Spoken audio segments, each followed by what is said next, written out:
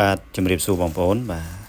ថ្ងៃនេះខ្ញុំចង់មកបង្ហាញអំពីរបៀបដំឡើង 5G ជាប្រភេទប្រព័ន្ធអ៊ីនធឺណិតថ្មីក្នុងឆ្នាំ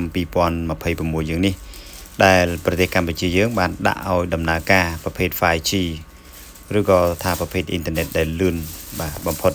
អញ្ចឹងបងប្អូនដែលមានប្រភេទ iPhone បាទសូមបងប្អូនចូលទៅកន្លែងកាន់ setting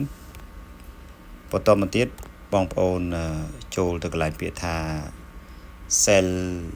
cellular បាទឬកន្លែង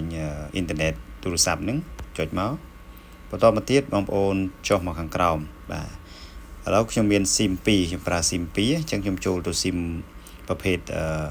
012ចុចទៅកន្លែង012ហ្នឹងមកបងប្អូនចុះមកខាងក្រោមនេះយកពាក្យថា voice and data ចុច voice and data យើងឃើញយើងអត់តបដូរទេបាទនៅ LTE ឡើយទេអញ្ចឹងយើងចុច select ពាក្យថា 5G ឬក៏ 5G auto បាទចុចប៉ុណ្ណឹងមកយើងថយទៅដាក់ប្រភេទ smart វិញបាទថយមកទៀតអញ្ចឹងយើងមើលហើយយើងដាក់ប្រភេទ012រួចហើយឥឡូវយើងមកចូលប្រភេទ SIM ទី2គឺ smart ចុចទៅលើ